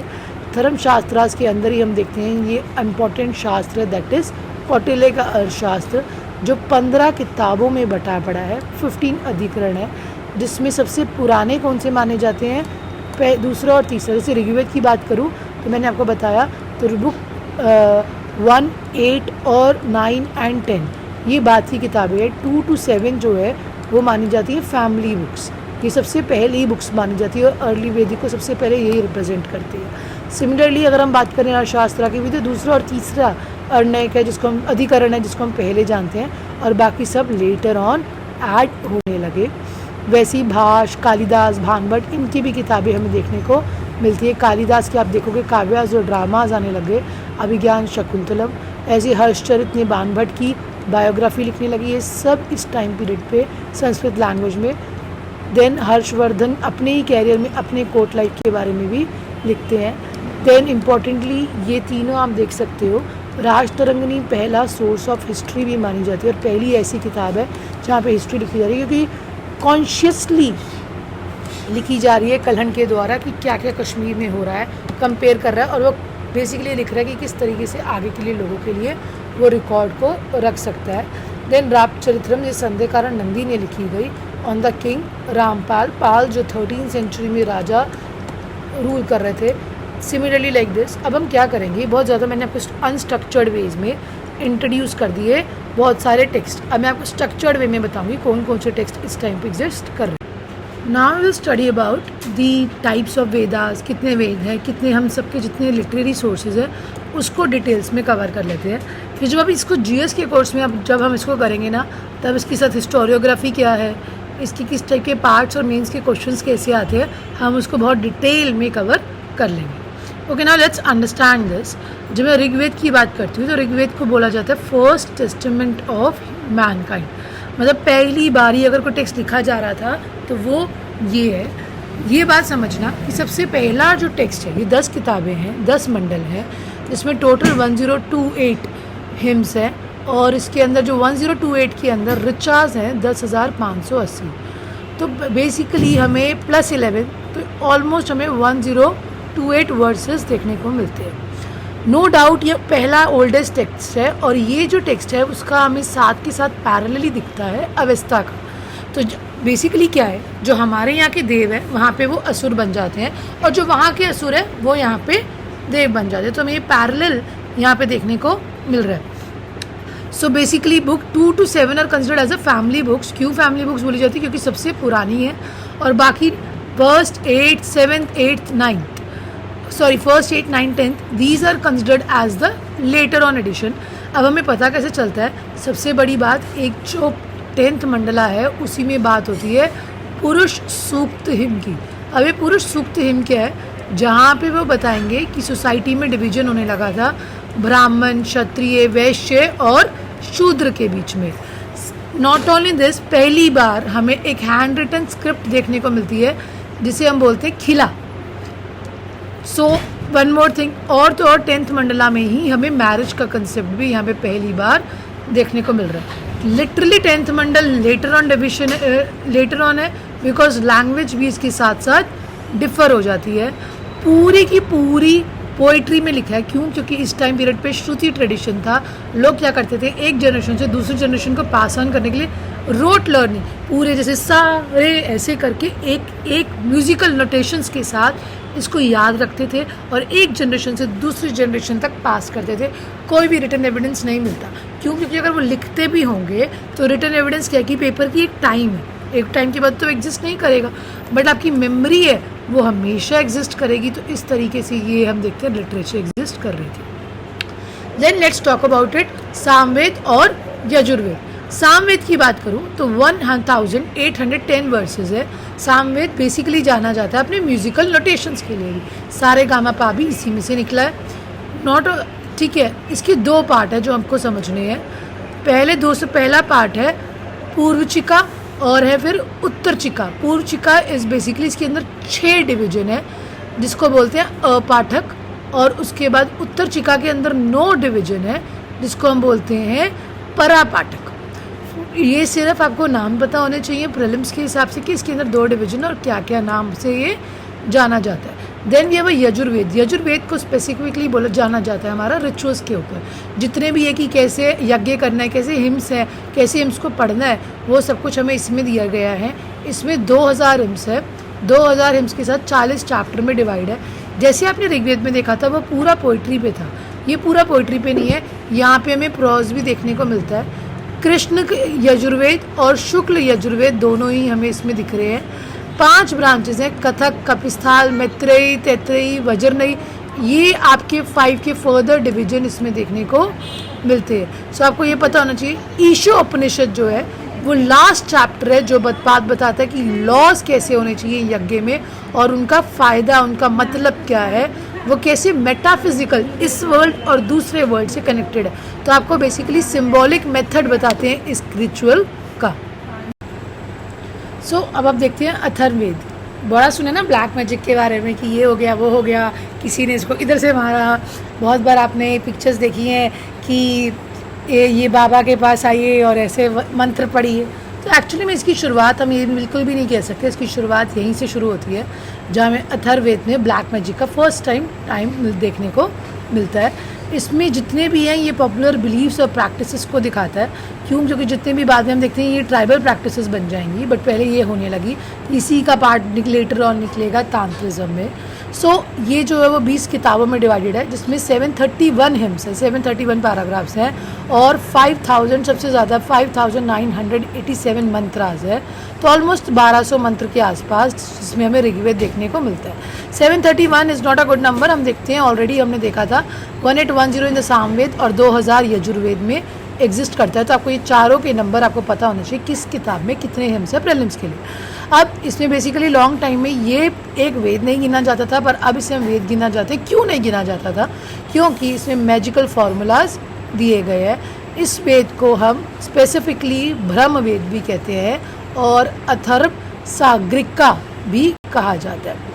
अगर मैंने तुम लोगों को पहले बताया था कि 4 वेद है, 4 वेद के अलग अलग पार्ट्स हैं, मतलब 4 वेद को समझ में नहीं आते, तो इसको समझने के लिए उसके साथ एडिशनल किताबें बनाई हुई हैं। तो एक है ब्राह्मणास, दूसरी अर्णयक, तीसरी उपनिषद। ये 3 एडिशनल किताबें हैं जो इन चारों वेदों को एडिशनली समझने के लिए लगाई गई हैं। तो जब हम ब्राह्मण्स की बात करते हैं तो यहाँ पे ये प्रोज में रिचुअल्स जो भी चीज़ें हैं उसको एक्सप्लेन करते हैं। अब सबसे बड़ी बात, हमसे हमारे पास सारे ब्राह्मण्स नहीं मिलते हैं, जिसके जो मिले हैं that I am giving you a list. Rigveda में हमें मिलते हैं कौशिकी और जो ऐत्रेयी है, कृष्ण यजुर और शुक्ल यजुर, ये दोनों यजुर्वेद के ही हैं। एक में है तैत्रीय, एक में है स्थापत्य। अब ये भी पढ़ना की ज़रूरी है, सारे प्रीस्ट इसको नहीं पढ़ पाते थे, तो ऋग्वेद जो है उसको पढ़ा जाता था होत्री प्रीस्ट के साइड द्वारा। कृष्ण जो यजुर है वो पढ़ा जाता था कृष्ण स्कूल के द्वारा। शुक्ल जो यजुर है वो पढ़ा जा रहा था याज्ञवल्क्य के द्वारा। और सामवेद की बात करें तो उद्गात्री प्रीस्ट होते थे। और अथर्ववेद की बात करूं तो ये गोपथ के द्वारा पढ़ा जा रहा था। सो बेसिकली गोपथ इसका था और इसकी तंदमाएँ, खुदक और जामिनिया सामवेद के हमें ब्राह्मणस देखने को मिलते हैं। ये समझना उद्गात्री का जैसे जो प्रीस्ट है वो ऋग्वेद नहीं पढ़ सकता। सिमिलरली जो अथर्ववेद का प्रीस्ट है वो कृष्ण स्कूल का या होत्री प्रीस्ट नहीं पढ़ सकता। इट्स वेरी इंपॉर्टेंट कि कौन सा क्या उसमें कौन सा प्रीस्ट पढ़ रहा है। अथर्ववेद का था अधर्वयु, जो मेरी फोटोज़ के नीचे छुप गया है, अधर्वयु है जो ये पढ़ता था। ठीक है, सो इन चारों वेदों के आप देख सकते हैं मिलता है, बट यहाँ दो आपको स्पेसिफिकली कंफ्यूज नहीं होना। कृष्ण वेद जो आपका यजुर्वेद है उसके दो थे, कृष्ण पक्ष और शुक्ल पक्ष जैसे हम कहते हैं ना, सो उसमें आपके दो डिवीजन है और उन दोनों के अलग अलग ब्राह्मण हमें देखने को मिलते हैं। अब हम बात करते हैं आर्णयक और उपनिषद की। अगर मैं आर्णयक की बात करूँ, आर्णयक को बोला जाता है फॉरेस्ट बुक्स। बेसिकली जो फॉरेस्ट में आप कब जाते हो, जब आपने सब कुछ त्याग दिया, अब आपको फॉरेस्ट में जाना है, तो ये वो टाइम पीरियड है। यहाँ पे वो लोग बात करते हैं सैक्रिफाइसेस की, रिचुअल्स की, कि किस तरीके से मेडिटेशन में बैठना है। तो ये कहीं ना कहीं बताता है एक मार्ग है कि कर्म मार्ग और ज्ञान मार्ग दोनों के अंदर के एक बीच के रिफ्लेक्शन को रिफ्लेक्ट करता है। इसमें 7 आर्णयक हैं, ऐत्रेय, सांख्यन, तैत्रीय, मैत्रियानी, मध्यमय, तलवाकर, जामिनी, ये सारे हमें आर्णयक्स अलग अलग उसके देखते हैं। तो ये क्या बता रहे हैं कि किस तरीके से आप एक्चुअल में, क्योंकि क्या है ज्ञान मार्ग वेदों ने बता दिया और कर्म मार्ग आपने बता दिया सारे एक्शन, बट गाइड कौन करेगा, कौन सा कैसे क्या करना है। सो ये मेडिटेशन और मॉरल वैल्यूज़ के ऊपर आपको एम्फेसिस करते हैं। आप इसके आइडिया से ये बात समझ सकते हैं। अब उपनिषद जो है बेसिकली 108 है, पर मेनली 13 ही है, हमने अभी बात की भी थी पहले। ये रिचुअल्स को बिल्कुल प्रमोट नहीं करते, ये बताते हैं कि आप यूनिवर्स से किस तरीके से रिलेटेड हो, राइट। साथ ही साथ इनमें बेसिकली क्या है कि ये आपको कंसेप्ट समझाएंगे, सेक्रीफाइसेस बताएंगे और उनका फिलोसफिकल एक्सप्लेनेशन बताएंगे कि ये चीज़ क्यों हो रही है, इसकी प्रैक्टिकलिटी क्या है, ये क्यों एग्जिस्ट करती है। अब जेश, कत, केन, मंद, बृहदनायक, मुंडक, छंदयोग, तैत्रीय, ये सब बहुत इंपॉर्टेंट 13 के 13 उपनिषद है। बट एक बात याद रखना, आपको ये पता होना चाहिए, कई बार पूछ लिया जाता है कौन सा उपनिषद किसके कंटेम्प्रेरी है, वो हम जीएस में और ज़्यादा बेटर तरीके से करेंगे। नाउ अब हमें समझना पड़ेगा ये कब कंपोज हुआ था। मैंने ऑलरेडी आपको समझा दिया। 6000 BC नियोलिथिक का पीरियड गिना जाता है और पैरेलली इस टाइम पीरियड पे चालकोलिथिक भी स्टार्ट हो गया था। यहीं पे हम देखते हैं बीच में हड़प्पन सिविलाइजेशन हुई और 1500 to 1000 BCE जब ऋग्वेद आना शुरू हो गया। 6000 BCE is a starting point. हमें नहीं पता क्यों, क्योंकि यहाँ से हमें देख रहे हैं आर्यंस का आना शुरू हो गया था, बट हड़प्पन सिविलाइजेशन का हमको पता है डिक्लाइन भी इन्हीं से ही माना जाता है। सो आर्यंस के कुछ ग्रुप्स आने शुरू हो गए थे, but by the time of the 1500 to 1000 BC, जिसे हम पहला टाइम पीरियड मानते हैं अर्ली वैदिक का, और लेटर वैदिक का 1000 BC to the 500 BC। No doubt this date might vary, कई जगह ये 600 BC तक यहाँ पे चल जाता है, 1500 to 1600, तो आपको वो that is a different thing. और हम यही उसके बाद 19th सेंचुरी में आके इसकी फर्दर डेवलपमेंट्स होने लगी। सो हम बात करेंगे वेदांग की। वेद इतने डिफ़िकल्ट थे कि वेदों को समझा ही नहीं जा सकता था। सो वेदों को समझने के लिए ये वेदांग आया, जिसे हम बोलते हैं लिम्स ऑफ द वेदा। ये लेटर वैदिक पीरियड, जिसको हमने बहुत बोली ना 1000 टू 1 सेकेंड गाइज, ये ना यहीं पे अटक गया, मैं दूसरे पे लेके आती हूँ। सो बेसिकली हम देखते हैं ये वेदांग शुरू होते हैं। अब ये वेदांग में क्या था, वेदांग को समझने के लिए ये लेटर वैदिक पीरियड में आते हैं 1500 BC टू, ये तो अर्ली वैदिक पीरियड था। सो 1000 जो हमारा BC है टू 500 और समटाइम जो 600 BC पे ख़त्म हो रहा है। तो यहाँ पे वेदांग का भी यूज़ हमें देखने को मिलता है। क्यों? क्योंकि वेद इतने मुश्किल थे जो समझ में नहीं आते थे। पहली बात आई शिक्षा, कि उसको प्रोनाउंस कैसे करना है। बेसिकली इसको बोलते हैं फोनेटिक्स, कि एक्चुअल में मंत्रास का प्रोनाउंसिएशन क्या है। एक और चीज़ समझना, वेदांग बहुत बच्चे वेदांत से सिमिलर बोलते हैं। Vedanta is end of the Vedas and Vedanga is limbs of the Vedas. अब दूसरा है कल्प। कल्प इज रिचुअल। रिचुअल किस तरीके से जो भी वेदों में रिचुअल्स, DTU संस्कार, 16 संस्कार, वो करने कैसे हैं, उसका प्रॉपर एक्सप्लेनेशन दिया गया। क्यों? क्योंकि वहाँ पे तो सिर्फ उनका वर्ड का रेफरेंस है, एक्सप्लेनेशन नहीं था। तो अब यहाँ पे हम देखते हैं कि इसमें एक्सप्लेनेशन दिए जाने लगा।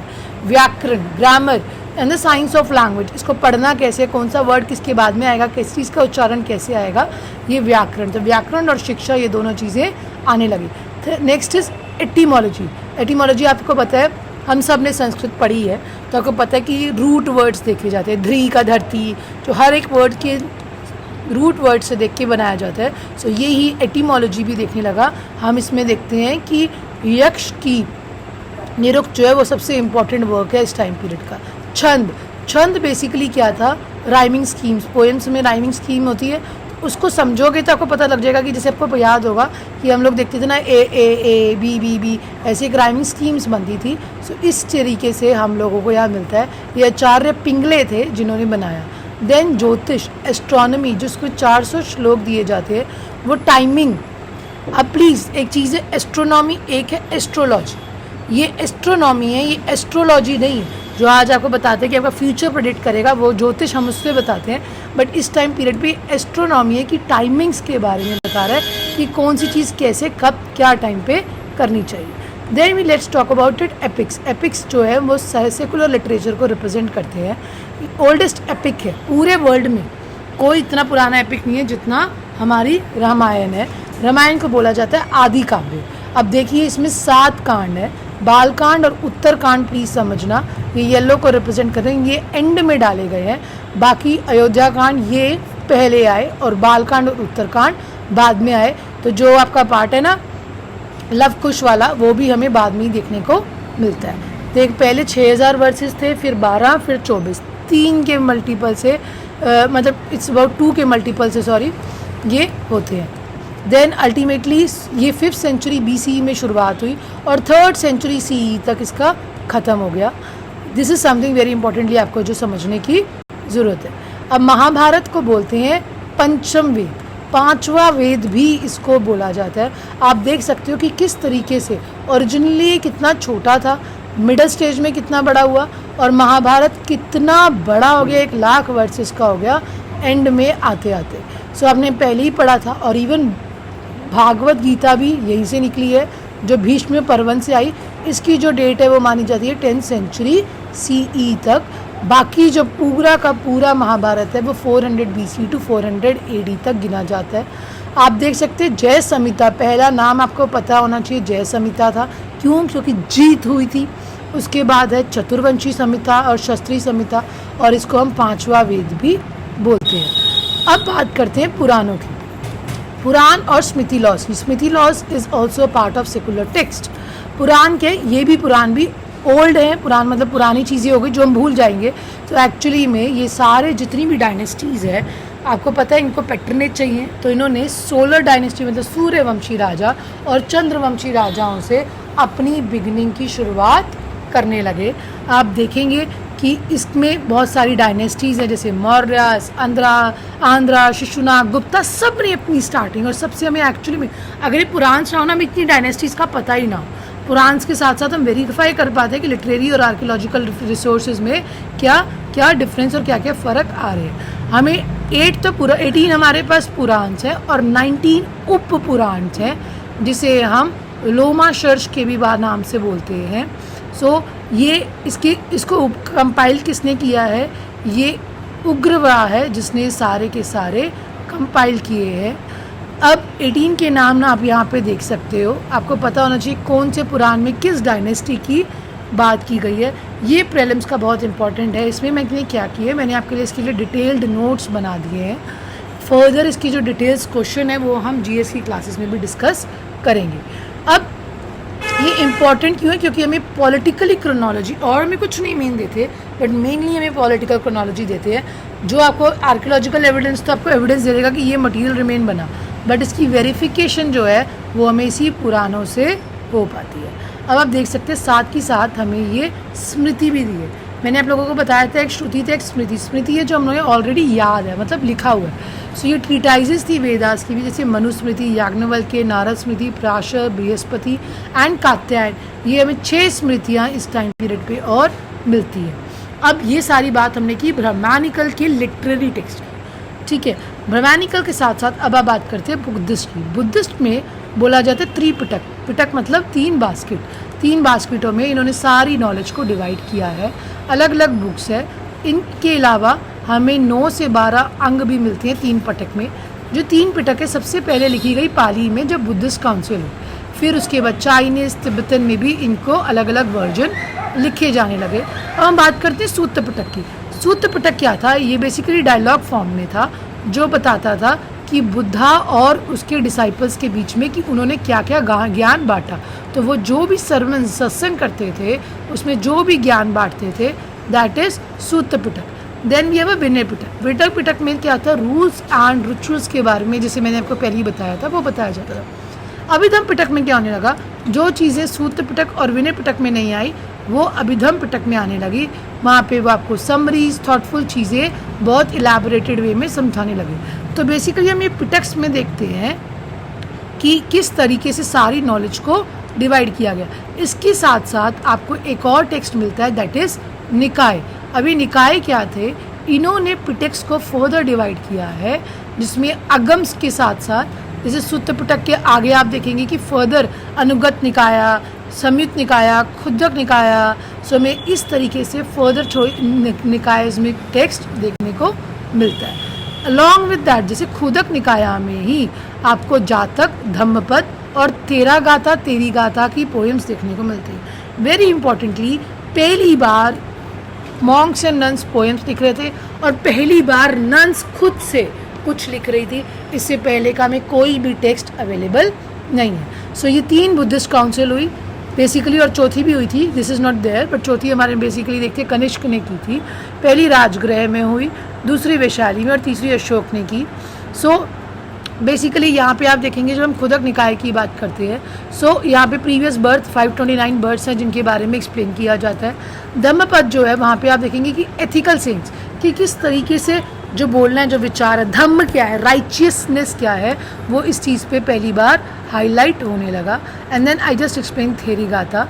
Then apart from that Pali के साथ साथ ऐसा नहीं है कि संस्कृत में काम नहीं थे बुद्धिज़्म के, बुद्धिज़्म में और भी काम थे। एक लिटरेचर आपको मिलेगा यहाँ पे देखने को कैनोनिकल, दूसरा आपको देखने को मिलेगा नॉन कैनोनिकल। कैनोनिकल क्या है, जो आपको एक्चुअल में इनके जो धर्म की चालक थे उन्होंने स्टार्ट किया, दैट इज़ कैनोनिकल। जो रिलीजियस गुरुज थे या रिलीजियस फर्दर डिवीजन हुए, जैसे अंग आनंद थे, ठीक है, सो इन सब ने जो शुरू किया वो आपको देखने को मिलेगा कैनोनिकल में। बट नॉन कैनोनिकल लिटरेचर भी एग्जिस्ट करता है। उसमें आप देखेंगे सबसे इम्पॉर्टेंटली क्या था, मिलिंदा पिन्हो का टेक्स्ट। इसमें किंग मिलिंदा जो है वो अपने राजा के साथ बात करता है मॉन्क नागसेना से। फिर एक और है नेति प्रकरण, जो बेसिकली बुद्धा की टीचिंग्स के बारे में बताता है। साथ ही साथ हमें कमेंट्रीज भी देखने को मिलती हैं त्रिपिटक की, जिसको बुद्ध कोश के काम में। फिर निधान कथा, निधान कथा पहली कनेक्टेड लाइफ स्टोरी है जो बता रहा है कि बुद्धा ने कैसे कैसे अपना चले। देन दीपवंसा और महावंसा, दीपवंसा और महावंसा श्रीलंका और साउथ ईस्ट एशिया के क्रॉनिकल्स के बारे में बताते हैं कि काउंसिल्स कैसे कैसे हुई और स्प्रेड कैसे होने लगी। देन इतना ही नहीं, हमें संस्कृत टेक्स्ट भी मिलते हैं। स्पेसिफिकली जो संस्कृत में स्कूल डेवलप हुआ उसके बोलते हैं सरस्वतीवादी स्कूल्स। देखिए जब ये पूरा शुरू हुआ तो उसे बोलते हैं थेरावाद। थेरावाद के बाद बहुत अलग अलग, जैसे आपको पता है बाद में हीनयान, महायान भी हो गया, पर जब इस सरस्वती में संस्कृत में डेवलपमेंट हुई तो हम इसे सरस्वतीवादन बोलते हैं। ये हाइब्रिड संस्कृत का यूज़ कर रहे थे, प्राकृत और संस्कृत का। प्राकृत बेसिकली जैन्स में यूज़ हो रही थी और ये लोग पाली ही कैनोनिकल टेक्स्ट में यूज़ करे जा रहे थे। देन ललित विस्त्र में देखने को मिलती है, ये हेजियोग्राफीज थी सरस्वतीवादीज, मतलब जो जितने भी उनके डिसाइपल्स थे उनकी बायोग्राफीज भी किसी और के द्वारा लिखे जाने लगी। अश्वकोश की बुद्ध चरित भी अवदान टेक्स्ट है, बुद्ध की पूरी बायोग्राफी दी गई है जो संस्कृत के बारे में लिखी गई है, सॉरी। देन बहुत सारे महायान थिंकर्स भी आते हैं जो संस्कृत में ही लिखते हैं। क्यों?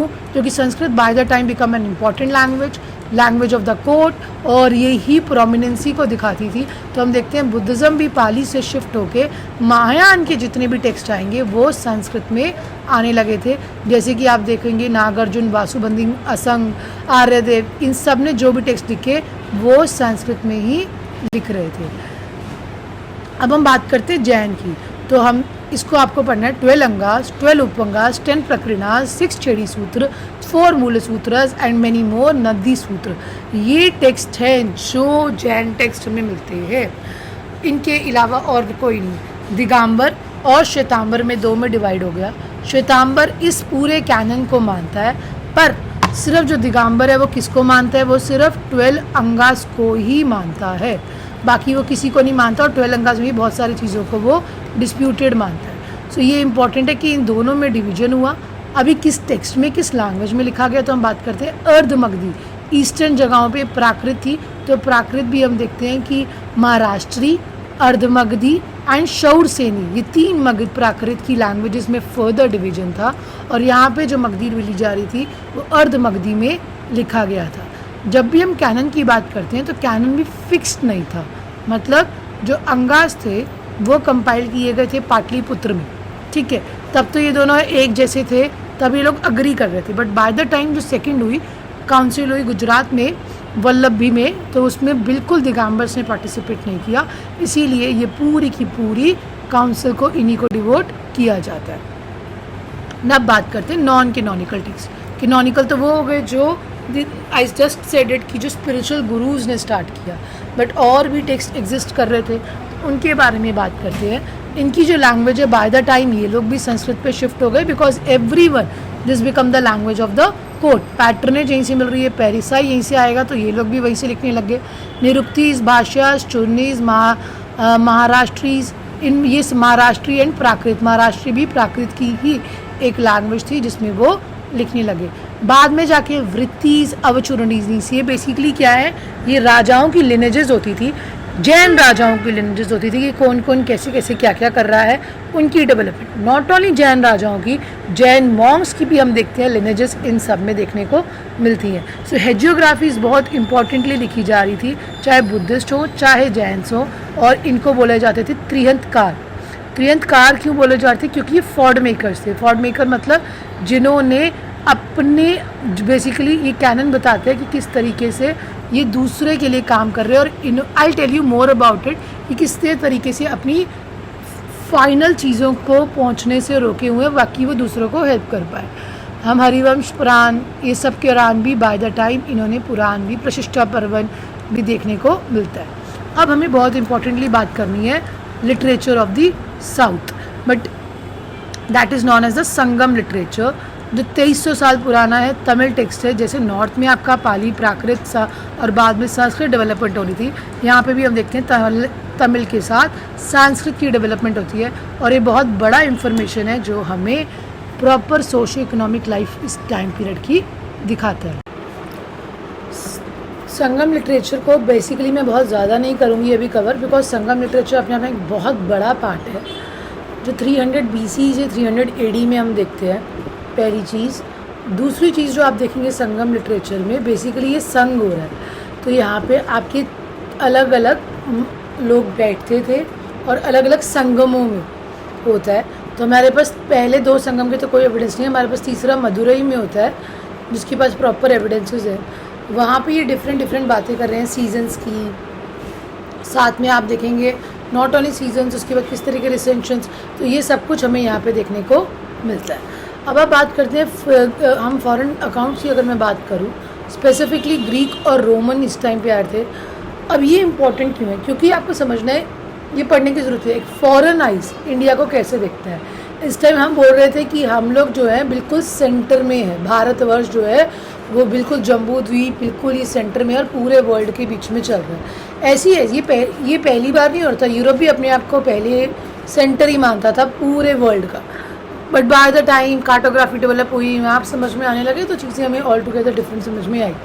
बट ये चीज़ समझने की ज़रूरत है कि किस तरीके से वेस्टर्न आइज़ हमें अपने आप को वो दूसरों को देखती है। अब पहली बारी यहाँ हेरोडेटस जो कभी भी इंडिया में नहीं आए, वो भी इंडिया के बारे में लिख रहे हैं, जैसे हम फर्स्ट हिस्टोरियन मानते हैं। सो वो नॉर्थ वेस्ट किस तरीके से नॉर्थ वेस्ट का इन्वेजन हुआ पर्शियन एम्पायर के बाद द्वारा, इसके बारे में बता रहे हैं, डेरियस किंग के बारे में। और तो और ग्रीक विजिटर थे सेंडोक्रेट्स, जो चंद्रगुप्त मौर्य के टाइम पीरियड में मेगास्थनीज के साथ आए थे। सो वो बेसिकली बताता है कि चंद्रगुप्त मौर्य कब उनका असेशन हुआ। So you can see Greek, Alberuni, this map is something, अगर आप मेंस का आंसर लिख रहे हो तो आप एक ईजी फ्रेमवर्क को समझाने के लिए बना सकते हो। अब मैं बात करूँ फर्दर, तो बहुत सारी मेगास्थनीज बहुत जगह इंडिका होती है, ये इंडिका है जो होती है, पर इससे पहले केटासिस था जो इससे पहले आया था, that is 4th century BC। उन्होंने भी इस टाइम पीरियड के बारे में लिख रहे हैं। अब जो इंडिका है ये बेसिकली पूरे के पूरे, ये कोई स्ट्रैटिफिकेशन ना ब्राह्मण क्षत्र वैश्य शूद्र ऐसी कोई बात नहीं करती। ये डिवाइड करती है 7 क्लासेस में, मर्चेंट्स, फार्मर्स, इस तरीके से वो पूरे के पूरे डिवीजन को बताती है। अपार्ट फ्रॉम दैट, अब इंडिका के साथ क्या हुआ वो हमें बिल्कुल कोई टेक्स्ट नहीं मिलता है, हमें रादर दूसरे टेक्स्ट में से इनके बारे में पता चलता है, सॉक्रेट्स और दूसरे वर्क्स के थ्रू। So ultimately Ptolemy, so we don't have an original account, but हमें दूसरे अकाउंट से पता चलता है कि इंडिका में इंडिया के बारे में ऐसा लिखा हुआ था। नाउ अनदर थिंग इज, एक और टेक्स्ट मिलता है द पेरिप्लस ऑफ एरिथियन सी, इसका राइटर हमें नहीं पता। साथ में पोटेलमी की ज्योग्राफी, इसके बारे में ये ग्रीक में लिखी गई है जो डेटा प्रोवाइड करती है एंशिएंट ज्योग्राफी और कॉमर्स के बारे में। एक और ग्रीक सेलर्स है जो बेसिकली ब्रेग्जा बारूच जो गुजरात में पोर्ट है उसके बारे में बात करते हैं। अब वेरी इंपॉर्टेंटली चाइनीज सोर्सेज की बात करते हैं तो फाहियान जो है वो 5th सेंचुरी AD में आते हैं। ये सबसे पहले थे जो सोशो रिलीजियस पॉलिटिकल इकोनॉमी के बारे में बताते हैं। इनकी बहुत इंटरेस्टिंग चीज़ बताती हूँ। इन्होंने बताया कि किस तरीके से सोशल स्ट्रैटिफिकेशन हो रखा था। Social stratification in the sense आप देखेंगे कि इनके लिए बहुत अजीब था कि अगर कोई ब्राह्मण डूब भी रहा है तो उसको बचाता नहीं है शूद्र। उन्होंने ऐसे केसेस स्पेसिफिकली लिखे। ह्वेनसांग आते हैं इन हर्षवर्धन के एम्पायर में, स्पेसिफिकली हर्षवर्धन का जो ट्रांसफॉर्मेशन है और पैट्रनेज है अगर हम कहें बुद्धिज़्म की तरफ, वो बेसिकली ह्वेनसांग की वजह से ही होता है। ये लोग क्यों आए थे? बुद्धा के जितने भी टेक्स्ट थे उनको कंपाइल करने आए थे। तो हम जो देखते हैं ना पाली से चाइनीज़ और तिब्बतन में टेक्स्ट में कंपाइलेशन हुई, वो इन्हीं लोगों की वजह से हुई। नॉट ओनली दिस, आइसिंग जो है वो 7th सेंचुरी में आते हैं, वही नॉर्थ इंडिया में हर्ष की डेथ के बाद, और स्पेसिफिकली ये नॉर्थ इंडिया की लिटरेचर हिस्ट्री को मार्क करते हैं। और जितनी हम कहें हम खुद का बुद्धिज़्म जो भूल गए थे, इन्हीं के थ्रू हमें एक रिवाइवल ऑफ बुद्धिज़्म वापस देखने को मिलता है। हमें साथ ही साथ आपको बताया भी एल्ब्रूनी आए। एल्ब्रूनी से पहले हम देखते हैं एल मसूदी भी आए, सुलेमान आए। ये अरब राइटर्स थे जो इंडिया के बारे में लिख रहे थे। फर्स्ट टाइम पे जो हम देखते हैं ना अरब राइटर जो लिख रहा था, ये अरब इन्वेजन है, वो यही था। आर्यन इन्वेजन हुआ था, that is from the central Asia, पर अरब इन्वेजन में फर्स्ट टाइम देखने को मिलता है। अरब ने एल्ब्रूनी ने बहुत बड़ी किताब ये लिखती है अरब स्कॉलर में। हम देखते हैं जब तहकीके हिंद लिखते हैं वो गजनी के बारे में एक्सप्लेन करते हैं। नॉट ओनली दिस, वो कंपैरिजन भी करते हैं कि क्या क्या वेरिएशन हो रहे थे। एल्ब्रूनी को बहुत इंपॉर्टेंट काम क्यों माना जाता है? इन्होंने संस्कृत पढ़ी और पूरी की पूरी लिटरेचर का ज्ञान प्राप्त किया इंडिया की, and then we will be able to understand कि किस तरीके से डेरिवेशन हो रही है। फिर हमें इसके बारे में पॉलिटिकल इंफॉर्मेशन और कंटेम्प्रेरी सोसाइटी और कल्चर के बारे में भी पता लगता है। बट जब हम सोर्सेज की बात करते हैं, क्या ये इनफ है कि हम प्राइमरी सोर्सेज जान लें और हो गया? No, you have to understand the modern historians as well. जब भी हम हिस्ट्री की बात करते हैं, हिस्ट्री 2 टाइप से लिखी जाती है। एक होती है प्राइमरी सोर्सेज। प्राइमरी सोर्सेज वो सोर्सेज होते हैं जब उसी टाइम पीरियड में जिन लोगों ने कंपाइल अप की से, उसके बाद आते हैं सेकेंडरी सोर्सेज, जो ये वो सोर्सेज है जो बाद में लोगों ने आके कंपाइल किए, जो उस टाइम पीरियड के कंटेम्प्रेरी नहीं है, जो बाद में आके लिखेगा। लेकिन अगर मैं 1857 का कुछ भी लिखती हूँ तो वो क्या है? Secondary sources. बट आप ये भी समझिएगा, जब ब्रिटिशर्स हमारी एंशिएंट हिस्ट्री के बारे में लिख रहे हैं तो वो भी सेकेंडरी सोर्सेज है, प्राइमरी नहीं है। यूजुअली हम ब्रिटिशर्स के सोर्सेज को प्राइमरी मानने लग जाते हैं। सो प्लीज़ इस चीज़ के साथ आप रिफ्रेन करिएगा। देन अगर हम बात करें Asiatic Society of Bengal, William Jones के द्वारा इस्टेब्लिश की गई इन 1784। क्यों? क्योंकि आप देखते हैं कि इन्होंने डिफरेंट टेक्स्ट जो थे वो ट्रांसलेट करने की शुरुआत कर रहे थे। अभिज्ञान शकुंतलम इंग्लिश में पहली बार इसी टाइम पीरियड पे होती है, कालिदास का प्ले है। विलियम जोन्स तो थे वो बेसिकली इंडो यूरोपियन लैंग्वेजेस, इनका प्रोपेगेंडा क्या था? अब पहली बात तो नो डाउट यहाँ तक कभी हड़प्पन सिविलाइजेशन की डिस्कवरी नहीं थी, बट इनका प्रोपेगेंडा था ये प्रूव करना कि जो भी इंडियन सिविलाइजेशन है, जितनी भी जैसी भी डेवलपमेंट है या वैदिक कल्चर है उसका, और उनकी लैंग्वेज है, वो हम लोगों के यूरोपियन कल्चर और यूरोपियन चीज़ों से आई है। इनकी कोई भी खुद का ओरिजिन नहीं है, तो हम वापस खुद को ही एजुकेट करने आए थे।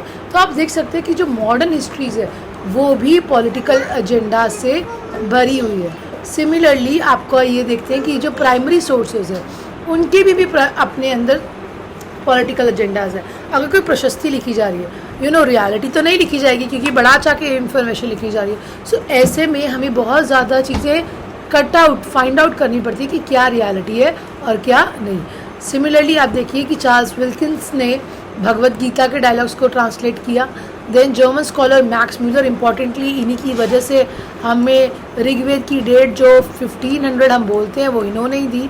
बहुत स्कॉलर्स ने अलग अलग क्लेम किया कि पर अभी भी एक्सेप्टेबल इसी डेट को माना जाता है। देन विंशेट अर्थर स्मिथ, इन्होंने पहली बार एंशियंट इंडियन हिस्ट्री को सिस्टमैटिकली किया। अब ये हिंदू के थ्रू नहीं देख रहे थे, एज एन एंशियंट इंडियन देखा। नहीं तो जेम्स मिल ने तो बहुत काम खराब कर दिया था। उन्होंने क्या किया, हिंदू, मुस्लिम और अब मॉडर्न हिस्ट्री आई है जो ब्रिटिशर्स को रिप्रेजेंट करते हैं। तो उन्होंने अपने आप से एक मॉडर्निज्म खुद ही पार्ट को ले लिया था।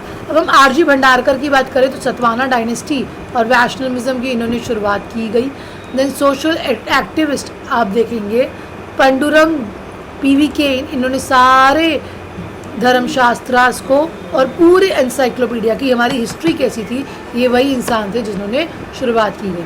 फिर आरोन मित्र, ये इंपॉर्टेंट क्या थे, ये कल्चरल हिस्टोरियन थे। ये क्यों इंपॉर्टेंट है, प्रेलम से आपके सारे एनेक्डोट्स आपको पता होना चाहिए किसने क्या शुरुआत की। सोर्सेज सिर्फ आपका यूजुअली सारी किताबें आपको प्राइमरी सोर्सेज पे ख़त्म कर देती हैं, बट इनके बिना ये अधूरे हैं। आरसी मजूमदार, इनकी किताब ने पहली बार बताया कि हम लोगों के पास भी रिपब्लिक स्ट्रक्चर था, मोनार्की नहीं था जिसमें सिर्फ एक्सप्लॉयटेशन नहीं हो रहा था, रादर डिफरेंट वेरिएशंस पहले ही एग्जिस्ट कर रहे थे। साउथ इंडियन की हिस्ट्री हम नीलकंठ शास्त्री के बिना समझ ही नहीं सकते। केपी जायसवाल ने हिंदू पॉलिटी, इन्होंने महाजनपद की 16 महाजनपद हैं, उनके अंदर बहुत छोटे छोटे जनपद मिले, फिर महाजनपद बने, किस तरीके से कौन सी फॉर्मेशन हो रही है वो सब केपी जायसवाल समझाते हैं। देन अर्ली इंडियन सिविलाइजेशन की बात करें तो अर्नस्ट मैके ने स्पेसिफिकली बताया कि किस तरीके से हम कहते हैं ना राइट एंगल में कट होती है, तो इन्होंने पूरी जो टाउन प्लानिंग है पहली बार यही समझाई। देन आपको एक और पता होना चाहिए, बी टेरर एंड पैटरसन, इन्होंने पैलोलिथिक और मेसोलिथिक के वेरिएशंस को एक्सप्लेन किया। L Basham, the wonder that was India, कि पहली बार जो पूरा एक ऐसा, जैसे हम 6 वंडर्स और 7 वंडर्स की बात करें तो ये 7 वंडर्स में इंडिया भी एक अपने आप में वंडर है, इसको बताया गया। इसमें नेगेटिव स्टीरियोटाइप्स को उन्होंने सही किया गया कि किस तरीके से सिर्फ ये अंधविश्वासों में नहीं है। ऐसे कुछ एग्जाम्पल मैं आपको देती हूँ कि कृष्णा को प्ले बॉय बोलना, गणपति को एक तरीके से ऐसे प्रेजेंट करना कि वो तो पॉट बेलिंग मैन है। तो इन सारी चीज़ों को उन्होंने समझाया कि इस चीज़ की कंटिन्यूटी क्या है।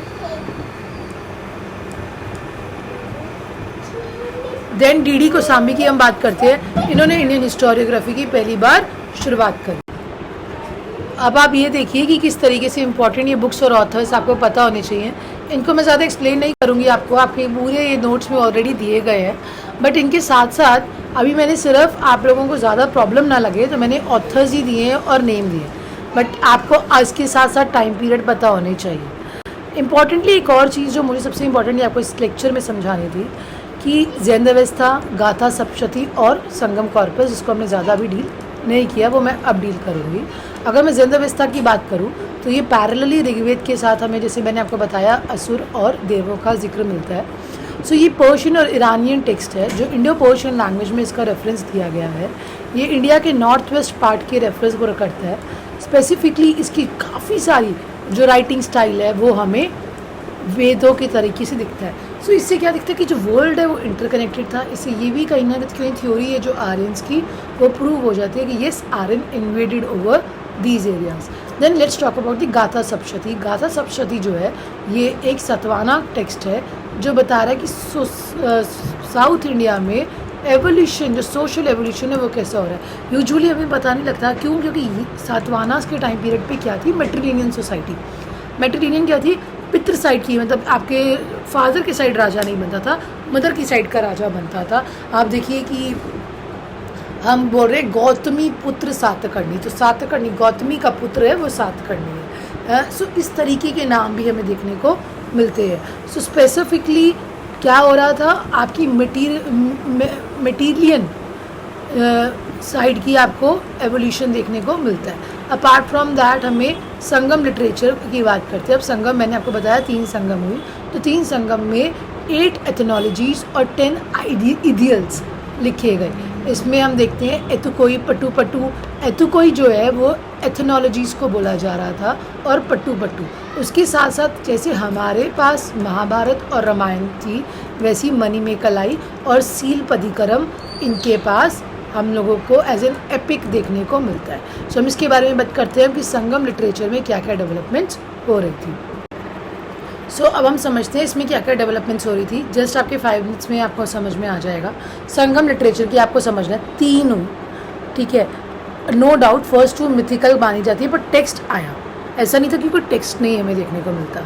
तो पहला कौन सा था, फर्स्ट में था ये तीनों पांड्यास किंग के अंडर हुए, ठीक है। 3 ही किंगडम इस वक्त एग्जिस्ट करते थे, पांड्यास, चेरास और छोलास। पांड्यास, चेरास, चोरास थे, बट स्पेसिफिकली इस टाइम पीरियड पे जो मेजर पावर थी वो पांड्यास थी। बट बाद में जाके जब हम 10th 11th सेंचुरी की बात करेंगे, जब इस संगम के बाद हम देखेंगे कि संगम लिटरेचर जो संगम टाइम पीरियड था, इन लोगों को अटैक किया गया था कालाभार्स के द्वारा। ये ट्राइबल ग्रुप्स थे, इनके द्वारा अटैक किया गया। तो उसके बाद क्या बने, इम्पीरियल किंगडम्स। इम्पीरियल क्यों बोला जाता है, क्यों, क्योंकि इन्होंने साउथ ईस्ट एशिया में भी जाके अपने किंगडम्स को और श्रीलंका में भी जाके एक्सपैंड किया। अब हम देखते हैं कि जब हम इन संगम की बात करते हैं, तो पहले संगम की आप बात करें तो पांड्या जो रूलर्स थे वो मदुरई में हुई, दूसरी काप्तापुरम में और तीसरी फिर मदुरई में। ये 3 हमें देखने को मिलती हैं। पहली जो थी वो अगस्त्य के द्वारा, फिर अगस्त्य में हमें कोई भी बुक नहीं देखने को मिलती, बट माना जाता है किताब, क्योंकि रेफरेंस जैसे मैंने आपको बताया था ना कि मेगास्नीज थे, तो मेगास्नीज रेफर कर रहे हैं कि कौन कौन सी किताबें कैसे हो रही हैं। वैसे यहाँ पे भी अगत्यम नाम की किताब हमें देखने को मिलती है। ऑलमोस्ट 2000 पोएम्स यहाँ पे हम देखते हैं कलेक्ट हुई, और वहाँ पे हमें तोलकप्पियाम देखने को मिलती है। तोलकप्पियाम क्या है, तोलकप्पियाम बात करती है तमिल ग्रामर के बारे में कि किस तरीके से इन्फेक्शन, सिंटैक्स, किस तरीके से वर्ड सेंटेंसेस तमिल के हो रही है। ये जो माना जाता है कि अगस्त्य के डिसाइपल थे, जो अगत्यम लिखी गई, जो हमें टेक्स्ट नहीं मिला, बट उसके बाद ये फाइनल जो टुक ओवर हुआ वो तोलकप्पियार के द्वारा किया गया। Then we have a Pandya ruler Madurai के और नाक्किरल इन्होंने, और यहाँ पे आपको सीजन्स के ऊपर पॉलिटिकल, और इसी का ही जो हमें फर्दर पार्ट देखने को मिलता है उत्तर मेरू इंस्क्रिप्शन, जो सेल्फ गवर्नेंस को भी दिखाता है कि किस टाइप की गवर्नमेंट होनी चाहिए, वो पॉइंटर्स को बताता है, वो हमारा यहाँ पे इस टाइम पीरियड पे होने लगे थे। अब हम देखेंगे इसके कुछ PYQs हैं कि किस टाइप के सोर्सेज के मीन्स, और हम देखेंगे कि स्पेसिफिकली प्रीलिम्स में आ रहा है। कुछ मैंने प्रैक्टिस क्वेश्चंस भी डाले हैं so that you people have to understand कि क्या क्या प्रॉब्लम होती है और क्या क्या चीज़ें इसमें वेरिएंस आ रहा है।